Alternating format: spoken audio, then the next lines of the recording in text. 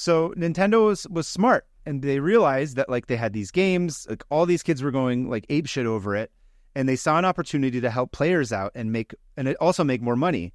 So in 1987, they launched the Nintendo Power Hotline, kind of in tandem with, like you said, the Nintendo Power magazine.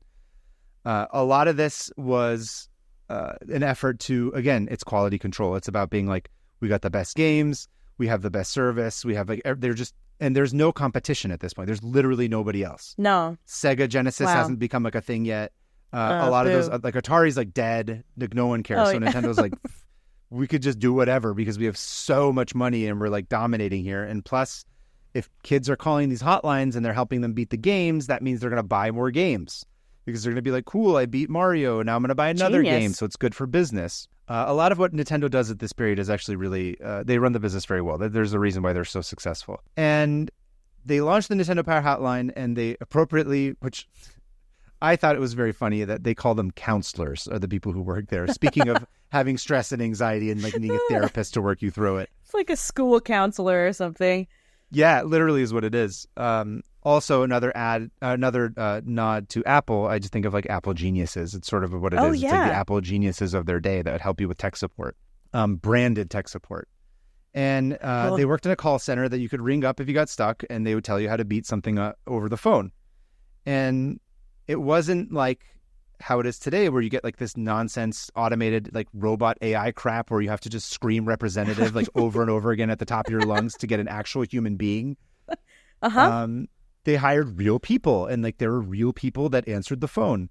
And most of the people that worked there were young people. They were what we would call kids because we're older, but they're not children. They're not like in high school, but like 20. They were younger kids, like early 20s. Some of them even like out of high school, you know, like what's their first sort of jobs when they got out. For those kids, this was like, dude, that was the first version of a kind of like a professional gamer where you're like, I get to go like work at Nintendo, like they're gonna pay me money to like play these games. And it was basically like their dream job. It was like the coolest thing ever. They essentially got to be like kind of like the professional version of your big brother or like the person in your neighborhood. They got paid to do it. Fired if they were mean to you. Yeah. Right. But they weren't mean to you. They had to be nice to you because they had to keep their job. Exactly. Unlike your brother. Whose job was to be mean to you. When they got hired, this was based out of Nintendo's Redmond, Washington office. This is where they ran this call center. Oh. And they weren't initially at least, they're not super particular about who got to be a gameplay counselor. They didn't really care. It's not like now where they're like, gameplay counselors need to have 30 years of experience for like an entry-level job, like how it is now to try and get like any job. Right. They were like, cool, like just fill out an application and like we'll get back to you. So everybody was excited. It was all these kids who love games, and they all filled out applications and sent them off to these temp agencies. And, you know, it was kind of like the Wild West where they were just like, great, cool, you filled out an application. You seem to have a pulse and you're not a murderer. So let's bring you in for the first interview. Or for like, you know, the first interview was basic and then they bring him back for another interview. But once a person made it past the initial temp interview, it required a weeks-long training process. So new employees had to play through the games, learn about their various choke points and secrets, and take a massive test before they could field calls. And there was a counselor, one of the former counselors gets interviewed. His name is Caesar Filori, says, quote, instead of just answering one very simple question about Legend of Zelda, maybe you have to list all of the treasures and all of the dungeons in both quests. Or how do you get to the Minus World in Mario? How many coins do you need for an extra life? They just want to make sure you actually knew the games inside and out and the mechanics and how to beat the bosses. It's like Wikipedia. But like literally a person. A person, yeah. Yeah. And so these are, like we said, like 19, 20-year-old kids who are really into video games, and now they have to take tests. Dream job. So being that they're young kids, what do, a lot of them? I don't know. They cheat on the entry test. I was going to say cheat, but then I was like, I don't want anyone to know that I cheated. Good for Which is for a them. weird thing to care about. Anyway. There's stories of them being like, like some guy being like, I wrote all my notes and like put it on like the inside of my glasses or like my arm or something, like to like look at, because they were so, it's one of these things that's really weird, right? Because when you watch the interviews with them or like read about them, it's not like this thing where they're like, I'm cheating on this test because I got to get this grade so I can pass this class. It's like, right. they're so excited to get this job that they want to do it that there's this weird kind of what's what I'm thinking of. There's this kind of they're manifesting their own success. Oh, right? yeah. Like they understand that like I'm going to cheat, but I'm not cheating because I'm a cheater. I'm cheating because like I need to get to this because I really want to do this. And I know that I can do this. Yeah. I'm not going to like be bad at this. This is just a hurdle. Yeah. This is just like some weird technical hurdle that they have to do. And they basically, a lot of them do this. Not all of them, obviously, but a good portion of them do it. And like it's kind of this known thing. And they pass it. And after a brief probationary period where they were supervised by like, whoever, like at the Nintendo hotline area, they would sort of make sure that they were good at the phone calls and whatever. After that, they'd just kind of be like, okay, cool, good luck, have fun, like go ahead and field these calls. And this is the part to me where it gets very interesting. I want to say this is going to be only good, but I know it's not. No, it's actually good. It's not terrible. At least the part of the story that I was going to tell. I mean, obviously it's a different work environment. It's the 80s. There's none of like today's standards, but it's broy. It's like a bullpen of like a bunch of sweaty guys like sitting in there and not necessarily being nice to it being inclusive of this is a different time.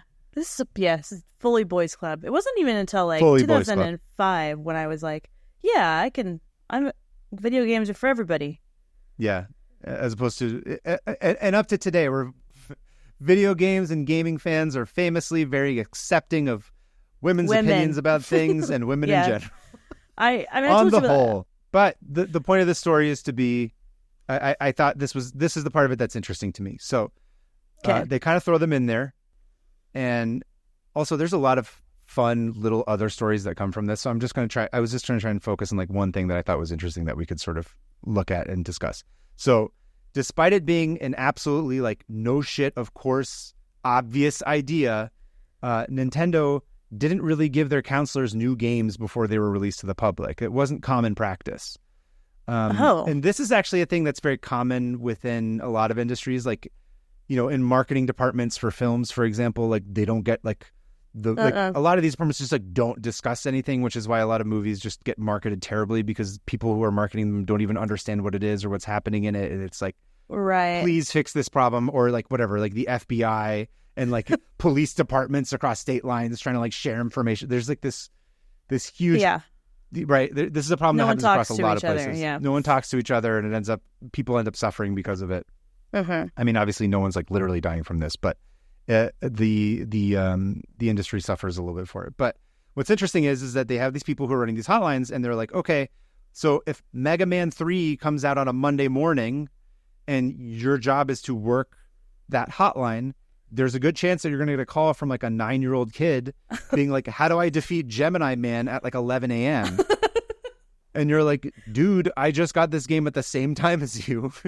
Oh, so what would they do? Would they just like binge it? Basically, what ends up happening is that in addition to that, so not only do they not always, sometimes they do. They don't. This is not absolute. So majority of them, they didn't get them in advance. Addition to that, they don't get like official guides or maps always either. So like essentially what Nintendo Power was. It's not like they gave them those like on the first day that the game came out where they could just reference it.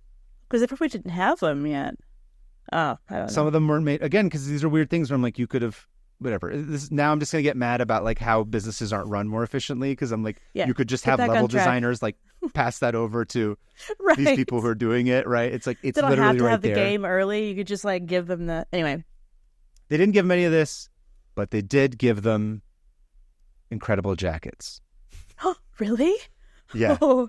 Okay, am I looking totally something a tangent. Up? I'm gonna send you a picture of the jackets, which are the coolest thing ever. I love them so much. I love a good jacket. Which are now like very hard to find for obvious reasons. Of course. This was also not even the point that I was bringing up. I just remembered that I wanted to tell you about the jackets, which I'm sending you pictures of. Whoa! Look at that Link one. They're awesome. Oh, these are so cool. They basically are like satin jackets. On the back, they say Nintendo, and it's got like a gameplay counselor. Gameplay counselor with like one of the characters. So there's one with like Link, and there's one with Samus from Metroid, and then there's one with Mario. Dude, they're satin bomber jackets. These are awesome. They're super cool. You see things like this at Comic-Con now, but this is like the original. These are the OGs, yeah.